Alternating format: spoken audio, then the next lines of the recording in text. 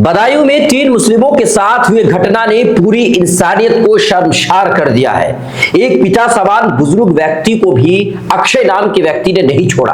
अक्षय नाम के व्यक्ति ने 3 मुस्लिम बुजुर्गों को सिर्फ छोटी सी बात यानी हॉर्न ना सुन पाने के कारण रास्ते से तीनों नहीं हटे।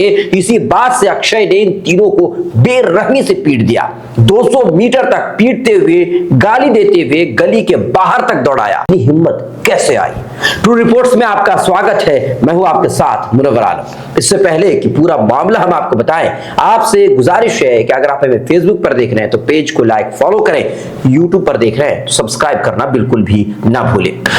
आखिर इन लोगों को कानून का डर क्यों नहीं है? ये कौन लोग हैं जो अपने आप को कानून से बालातर समझ रहे हैं? ये कौन लोग हैं जहां दाढ़ी टोपी वालों को देखा उनको मारना पीटना ये शुरू कर देते हैं? आए दिन इस तरह के वाकयात सामने आते ही रहते हैं। जहां मुसलमानों को देखा छोटी सी बात पर उन पर टूट पड़ते हैं। यह मामला उत्तर प्रदेश के बदायूं जिले के इस्लाम नगर थाना क्षेत्र के कस्बा रुदायन का है, जहां से मारपीट का एक वीडियो सोशल मीडिया पर तेजी से वायरल हुआ, जिसमें देखा जा सकता है कि 3 मुस्लिमों के साथ अक्षय मारपीट कर रहा है, लात घूसे चला रहा है, जिहादी बोल रहा है, टोपी उतरवाता है और गाली देते हुए मोहल्ले से बाहर कर देता है। इस दौरान पीड़ितों में शामिल एक युवक उससे कहता है, बड़े भैया ऐसा मत करो, मगर इसका भी उस पर कोई फर्क नहीं पड़ता, कोई असर नहीं दिखता और वो तीनों में शामिल एक बुजुर्ग को भी थप्पड़ मारना शुरू कर देता है। यह मामला 16 फरवरी का है, पर अब जाकर के सोशल मीडिया पर वायरल हुआ है।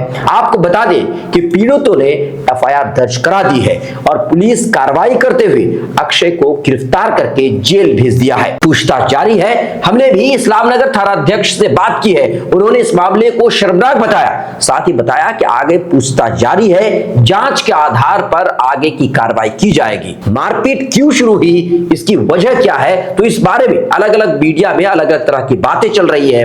कुछ का कहना है कि रास्ता पूछने भर से अक्षय मारपीट पर उतर आया, मुस्लिम मोहल्ले के बारे में पूछा तो मारपीट करने लगा, वगैरह वगैरह। लेकिन जो एफआईआर में लिखा है और एसएचओ साहब से जो जानकारी मिली है वो ये है कि सहवासन के रहने वाले अब्दुल सलाम ने बताया कि 16 फरवरी 2026 की दोपहर करीबन 2 बजे वो अपने साथी आरिफ और जावेद के साथ कस्बा रुदायन गए थे। मुख्य रास्ते से गुजरते समय पीछे से स्कूटी सवार युवक हॉर्न बजाने लगा। रास्ते से ना हट पाने के कारण युवक ने स्कूटी रोक ली और गाली गलौज शुरू कर दी और आगे जो कुछ हुआ वीडियो में देखा जा सकता है। वीडियो के सोशल मीडिया पर वायरल होने के बाद कई सारे सवाल खड़े हो रहे हैं। पहला सवाल यह है कि जो लोग तमाशाबीन बने हुए थे, क्या वो लोग रोक नहीं सकते थे? आसपास में लोग भी दिख रहे हैं, पर कोई भी एक आदमी इस मामले के विरोध में खड़ा नहीं हुआ और शायद इसलिए खड़ा नहीं हुआ, अक्षय के विरोध में खड़ा नहीं हुआ या उन तीनों मुस्लिमों के सपोर्ट में इसलिए खड़ा नहीं हुआ कि कहीं उनकी भी हालत कोट द्वार के दीपक जैसी ना हो जाए।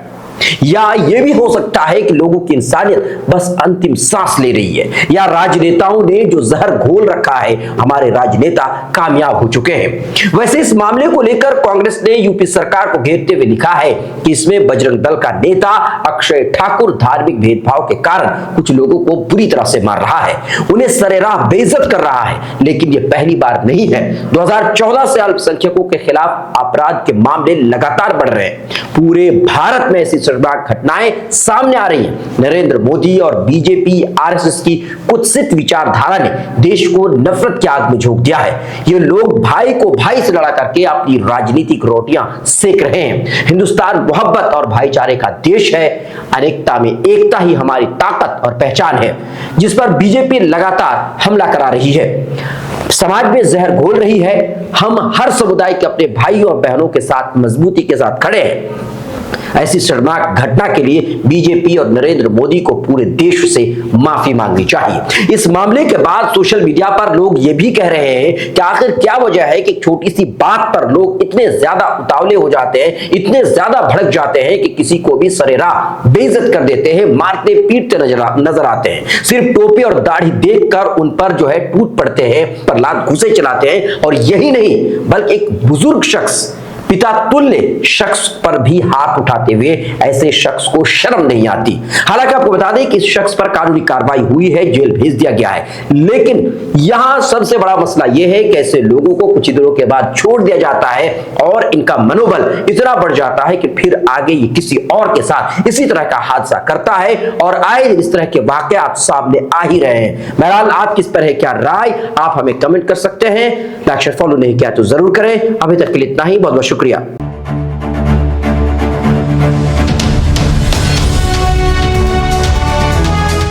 ट्रू रिपोर्ट्स, सच आप तक।